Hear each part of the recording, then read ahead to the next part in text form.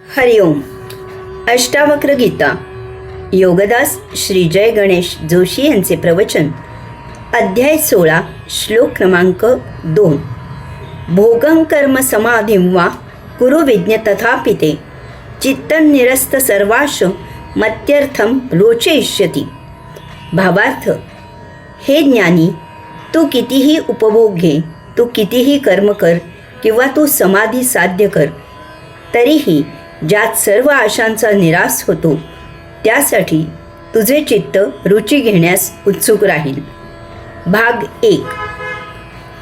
मुमुक्षु, साधक आणि योगी यांना नित्य उपासना करताना येत असलेल्या अनुभवासाठी फार परखड मार्गदर्शन करणारा असा हा श्लोक आहे.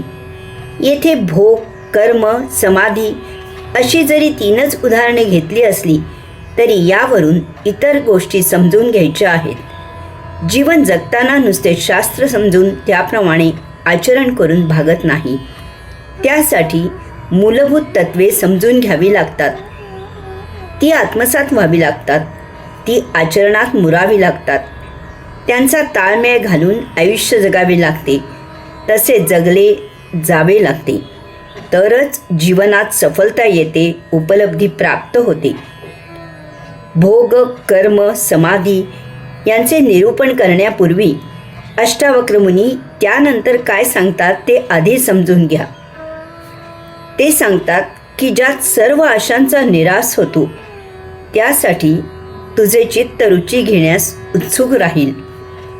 तू कितीही ज्ञानी असलास, शास्त्रे पाठ केलेली असलीस तरी भोग, कर्म आणि अगदी समाधीसुद्धा पूर्ण तृप्त मनाने म्हणजेच निरीच्छ, निर्विचारी, निर्विकारी मनाने साध्य केली जात नाहीत. मूलतः त्यांची चव जिभेवर रेंगाळलेलीच राहते. जरा संधी आली की ही चव उपभोगात परिणत होते. कारण भौतिक जीवन कसे जगावे हे जरी शास्त्रे वाचून ऐकून उमजलेले असले तरीही भौतिकाचा उपयोग फक्त देह सुदृढ, निरोगी, कार्यक्षम ठेवण्यासाठीच करायचा असतो. हा भाव भौतिकाचा आस्वाद घेताना टिकत नाही. त्यामुळे भोग उपभोगून झाल्यावर किंवा कर्म करून झाल्यावर किंवा समाधीमधून व्युत्थान झाल्यावर ज्यात सर्व आशांचा निराश होतो त्याच्यासाठी म्हणजेच परमात्म्यासाठी तो न मिळाल्यामुळे त्याची ओढ तशीच राहते. अष्टावक्र मुनी सांगतात की तू कितीही उपभोग घे तरीही नेहमी तुझी तात्पुरतीच तृप्ती होईल. तू कधीही पूर्ण तृप्त होणार नाहीस. कारण उपभोगासाठी उपभोग घेतला जात आहे, त्यात भोगांची चव घेतली जात आहे, त्यात त्यावेळी रस उत्पन्न झाला आहे. शास्त्रांचा कितीही पगडा असला, तत्त्व समजलेले असले, योगिक आचरणाचा कितीही निग्रह असला तरी उपभोग घेताना हे तारतम्य राहत नाही. उपभोग घेताना प्रमाद झाले नाहीत तरी उपभोगांची तृप्ती न झाल्यामुळे त्यांची तहान तशीच राहते. कारण उपभोग हे अत्यावश्यक म्हणून, नाईलाज म्हणून सहजच घेतले जात नाहीत. त्यामुळे त्यांची चव तशीच राहते. आपण उपभोग घेत आहोत हा भाव तसाच असतो. त्यामुळे त्या उपभोगात रस निर्माण होतो. भोग उपभोगला की आपण जागे होतो आणि अध्यात्माला सुरुवात करतो. याचा अर्थ उपभोग घेताना अध्यात्माची नाळ तुटलेली असते.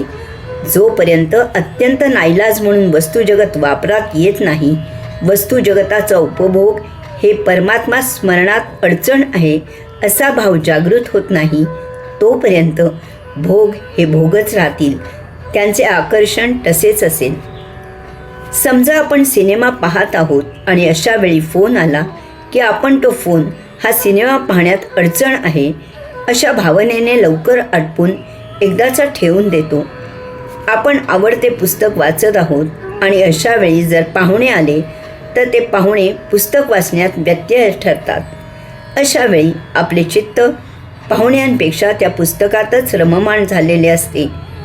वर आपण पाहुण्यांजवळ बोलत असतो, परंतु आपले लक्ष त्या पुस्तकातील मजकुरावरच खिळलेले असते. कधी एकदा पाहुणे जातात आणि आपण पुन्हा ते पुस्तक वाचन सुरू करतो असा भाव मनात असतो. असे अनेक प्रसंग घडत असतात की त्यावेळी आपल्याला ते प्रसंग घडायला नको असतात. तरीही अत्यंत नाईलाजाने आपण ते कसे तरी साजरे करतो आणि आपण आपल्या मूळ उपभोगात व्यग्र होतो. हे असे प्रत्येक उपभोगाबाबत घडत असते. हरिओम.